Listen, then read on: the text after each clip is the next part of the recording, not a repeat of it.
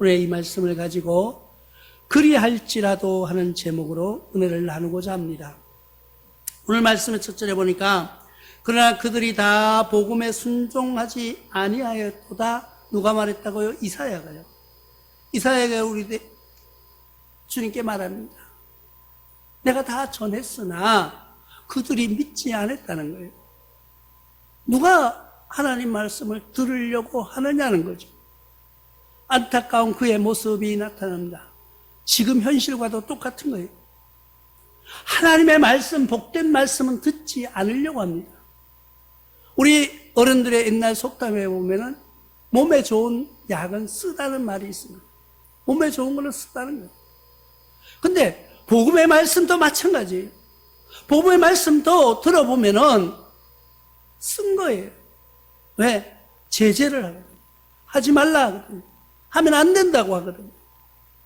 그러니까 좋은 소리만 듣고 싶어하는 심리가 있어요. 사람이 나이가 들다 보면은요, 이렇게 생각해 보시죠. 지난 과거하고 지금을 생각해 보시죠. 옛날에 젊었을 때는 무슨 얘기를 해도 그래 니도 좋고 나도 좋고 이랬는데 어느 순간부터서는 내 귀에 들려오는 소리만 있는 거예요. 나에게 좋은 말만 들으려고 하는 것이 있습니다. 이 세상을 바라보면은 너무나도 좋은 것이 많아요. 너무나도 행복해 보이는 것이 많아요. 너무나도 아름다운 것이 많아요. 그러나 그 속에 들어가 보면은 꼭 그렇지만은 않다는 것을 우리가 압니다. 창세기 19장 14절에 보니까 롯이 이야기가 나옵니다. 롯이 나가서 자기 예비 사위들에게 말하는 거예요. 오늘 말씀해 보니까 이렇게 말합니다. 롯이 나가서 그 딸들과 결혼할 사위들에게 말하여 이르기를 여호와께서 이 성을 멸하실 터이니 너희는 일어나 이곳에서 떠나라 하되 그들의 사위들은 농담으로 여겼다. 예비 장인이 이야기하는 거예요. 우리가 자기 아내가 이쁘면은 처갓집 말뚝 보고 절한다는 말이 있어요. 그 말은 뭐냐면 아내가 좋으면은 다 좋게 보이는 거예요. 다 모든 것이 그냥 그 동네에 들어가는 입구에 들어서면은 기분이 너무 좋은 거예요. 왜? 야, 내가 여기 사랑하는 아내가 사랑하는 사람이 여기 있구나. 근데 이 결혼할 약혼한 사람들이 결혼할 그 예비 장인이 와서 이렇게 말합니다. 너희들이 이곳에 떠나라. 여기 이제 곧 멸망할 거야. 이 지역이 꼭 무너질 거야. 그렇게 여기 있으면 안 된다고 떠나라. 아니 아버님 누가 그러던데요? 하나님이 그러셨다. 하나님의 사자가 그렇게 말했다고 이야기를 하니까 아버지 지금 시대가 어느 때인데요? 지금 시대는 우주 여행을 하는 그런 시대예요. 지금의 현실에서 보면 그렇게 말하는 거예요. 우리 아버님이 벌써 약간 치매기가 있는가 봐. 아니면 우리 웃기려고 농담으로 그러나? 농담으로 여겼다는 거예요. 지금 마찬가지예요. 지금 나가서 복음을 전하면은 하나님의 말씀을 전하면은 하나님의 말씀을 듣고 교회에 나오라고 새로운 삶을 살아야 된다고 이야기하면은요. 야, 너 아직도 예수 믿냐? 아직도 예수 믿나? 그렇게 말해요. 그러니까 사람들이 이 복음의 말씀을 농담으로 여기더라는 거예요. 지금 현실이 그런 거예요. 하나님을 두려워할 줄 몰라요. 듣지를 않아요. 왜? 그들 속에는 불신이 가득 차 있는 거예요. 불신이 가득 차 있는 거예요. 누가복음에도 그렇게 말합니다. 누가복음 22장 67절을 통하여서 이르되 내가 그리스도이거든 우리에게 말하라 대답하시되 내가 말할지라도 너희가 믿지 아니할 것이요. 누구의 말이에요? 예수님의 말씀이에요. 예수님이 지금 빌라도 법정에 잡혀간 거예요. 그때 베드로가 밖에 서 있다가 여자아이가 와서 저 사람 또 그 예수와 같이 있던 사람이라고 이렇게 하니까 베드로가 아니라고 나는 절대 아니라고 나는 그런 사람 알지도 못한다고 부인한 사건. 그 사건이 바로 지난 다음에 일어난 말이에요. 그때 예수님께서 많은 사람들이 불러가지고 당신이 그리스도 맞냐? 당신이 정말 구원자가 맞냐? 그러면은 기적을 한번 행해보라는 거예요. 그곳에서 모든 이적을 한번 행해보라는 거예요. 그리고 복음의 말씀을 전해보라는 거예요. 근데 예수님이 뭐라고 말씀하셔요? 내가 지금 무슨 말을 해도 너희는 듣지 않는다는 거예요. 왜? 이 사람들은 생각이 고정관념이 딱 박혀 있어요. 고정관념이 자기가 생각한 대로. 우리가 신앙생활을 하는 것도 마찬가지예요. 우리는 열심히 하나님의 복음을 전하고 있어요. 제가 여러분들 속에서 아무리 하나님이 사랑이고 하나님이 우리의 구세주고 하나님이 우리의 창조주고 이야기를 해도 듣는 분들마다 다 각자의 하나님을 섬기고 살아가는 거예요. 어떤 섬김? 우리는 그것을 십계명에서는 우상이라고 합니다. 하나님은 성경을 통하여서만 우리는 바라볼 수 있는 그런 하나님이 되어야 돼요.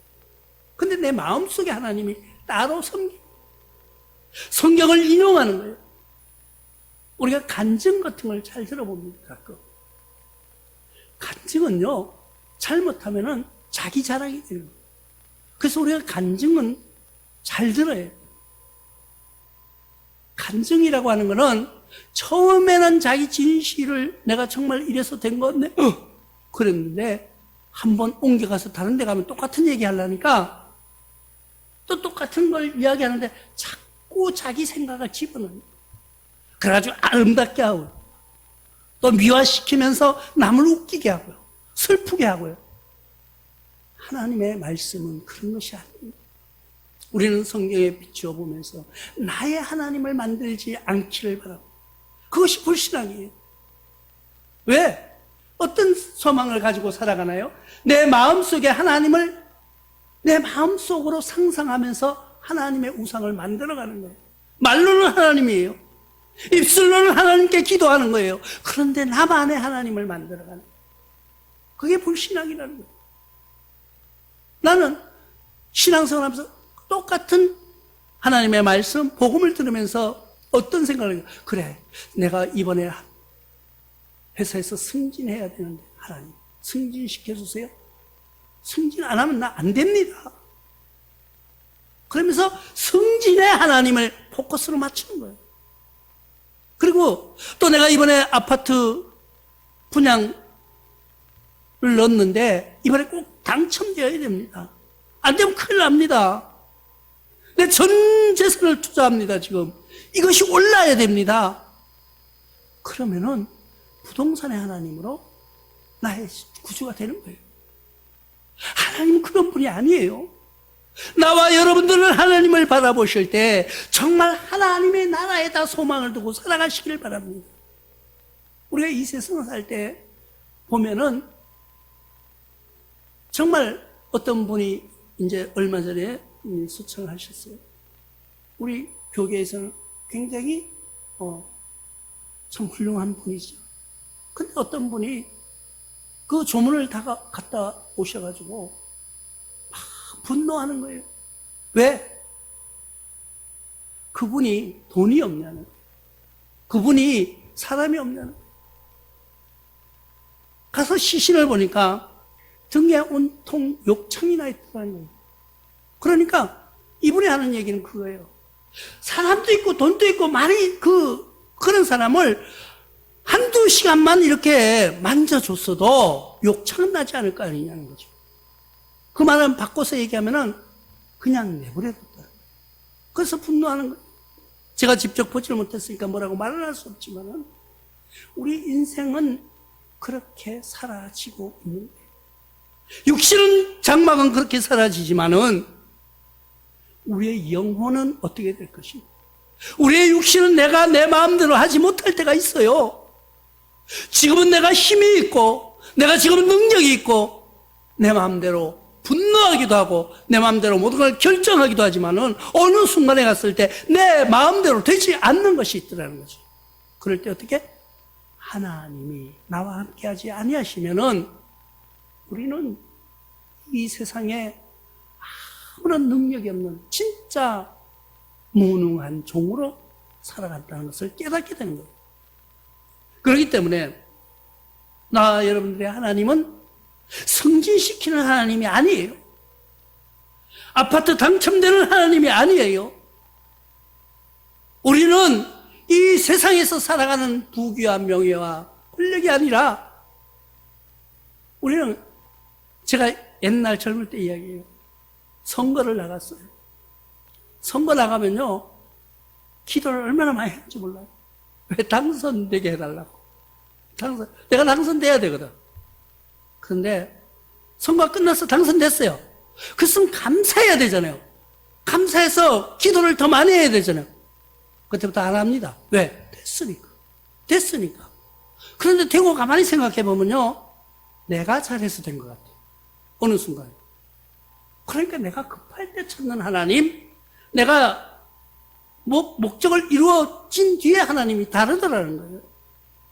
우리는 그렇게 섬기는 하나님이 아니라 진짜 하나님의 신앙으로 하나님이 원하시는 것이 무엇인가를 우리가 분명히 알아야 되는 거예요.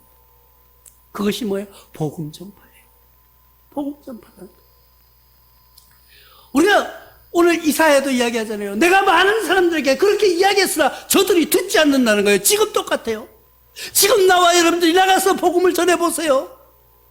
지금 나가서 교회 나오라고 이야기해보세요. 들으려고 하지도 않아요. 몇 번 그러면요, 전화도 안 받아요. 왜? 듣기 싫어. 복음을 전하는 걸 듣기 싫어하는 거예요. 그러나 마태복음에서는 마태복음 24장 14절로 이 천국의 복음 모든 민족에게 증언되기 위하여 온 세상에 전파되어야 하리니 그제야 끝이 오리라. 우리의 복음이 세상에 다 전파되어야 된다는 거예요. 우리의 복음이 세상의 모든 사람들에게 다 전파되어야지 세상에 끝이 온다는 거예요. 아니 그럼 목사님, 전도 안 해야죠. 왜? 세상에 끝이 안 오게. 전파가 안 되면 끝이 안 올 거 아니에요?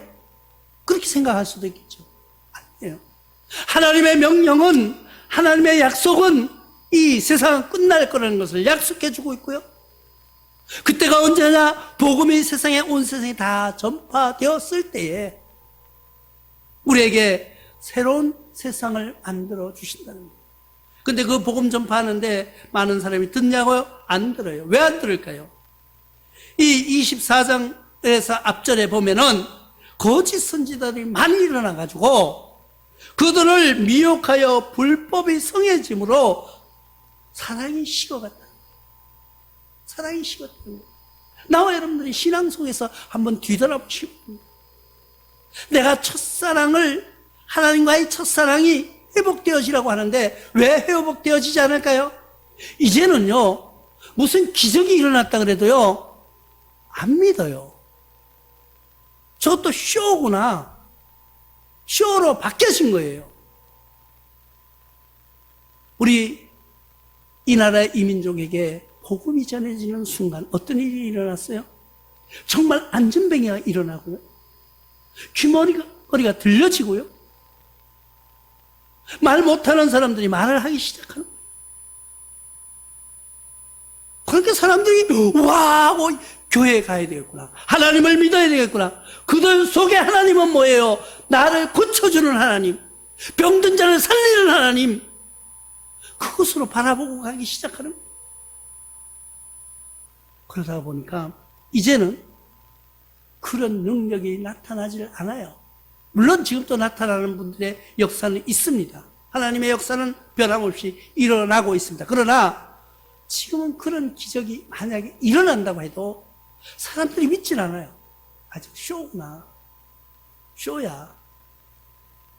그렇게 왜 그랬을까요? 거짓 선지자들이 일어나기 시작하는 순간, 거짓 선지자들이 어떤 거예요? 인기 위주로 가는 선지자예요. 내가 뭘 하는데, 하나님의 복음을 전하는데 진짜 그냥 복음만 전하면 돼요. 왜? 하나님의 복음만 전하면은 사람이 많이 오고 적게 오고 내가 인기가 있고 명예가 올라가는 것, 그것에다가 중점을 두기 때문에 내가 뭔가 다른 사람하고 달라야 되는 거예요. 그렇기 때문에 쇼도 하는 거예요. 어떤 하나님의 영광의 빛이 나타났다고 막 했어요. 그래가지고 사진이 막 이 강대상에 뜨고 막 난리가 난 거예요, 빛이. 그래 사진 작가들이 찍어가지고 보니까 합성현 쇼더라. 그러니까 거짓 선지자들이 자꾸 그렇게 일어나니까 그 다음부터는 안 믿는 거예요.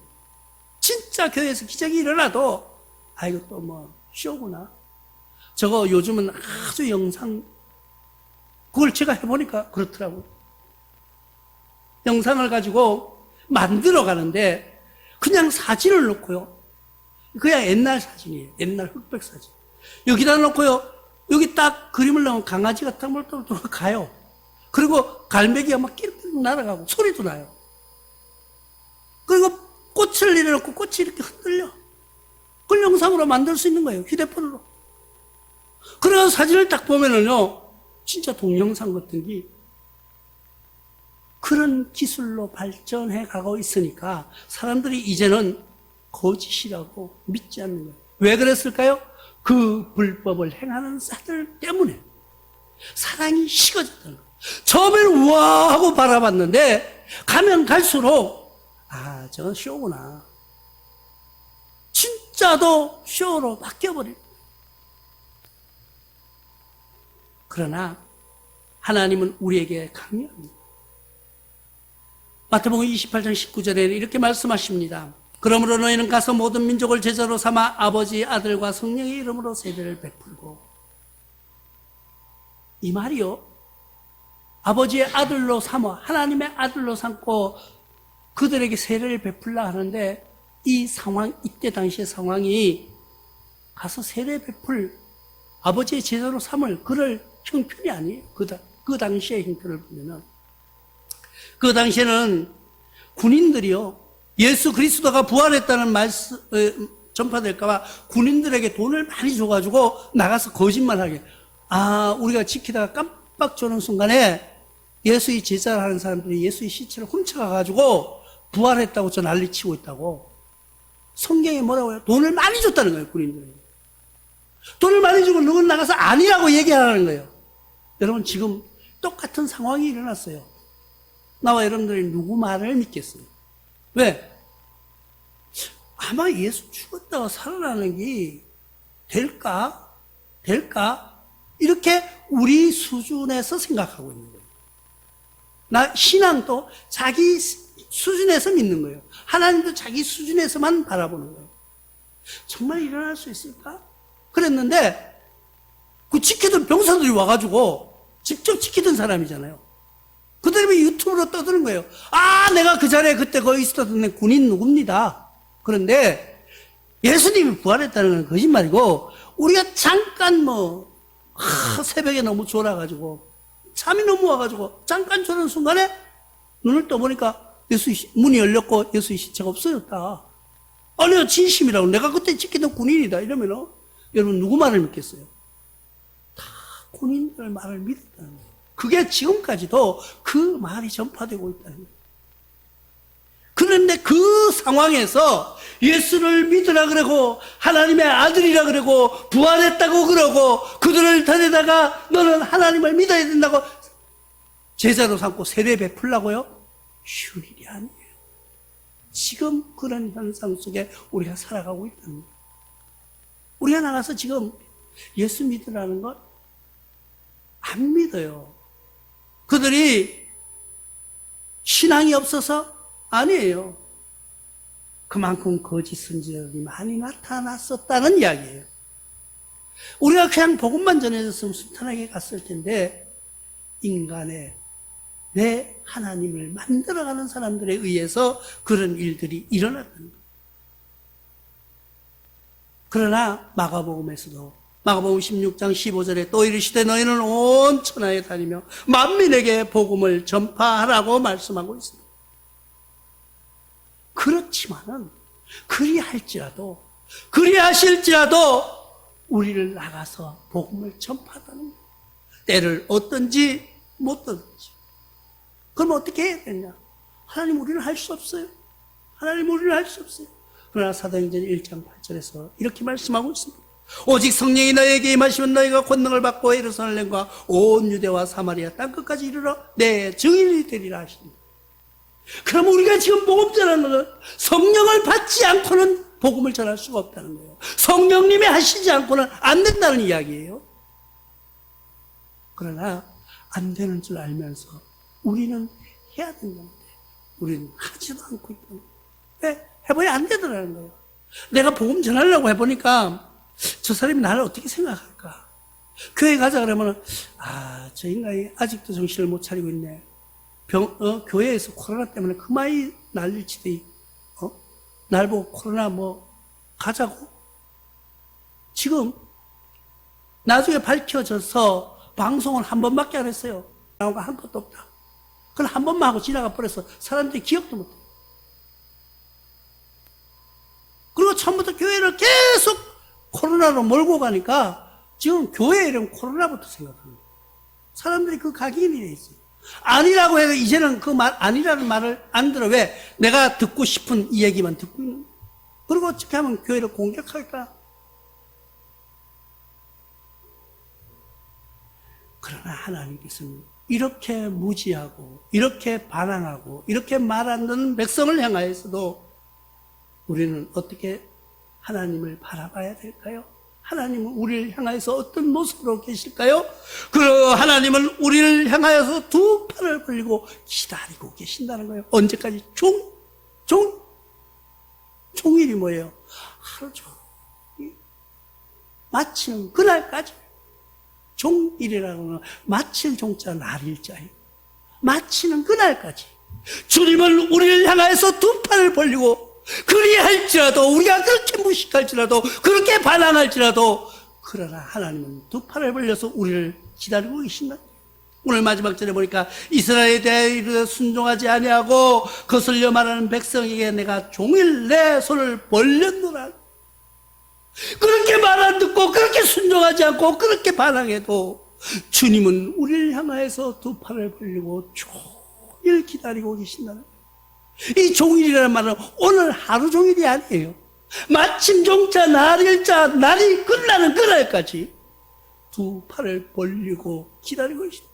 그리할지라도 너희가 그리할지라도 나는 두 팔을 벌려 너희를 기다리고 있노라. 그런 하나님, 어떻게 보면 하나님은 너무나도 우리가 보면 답답하신 분이에요. 왜? 말 안 들으면 확 쓸어버리지 그냥. 홍수 때처럼.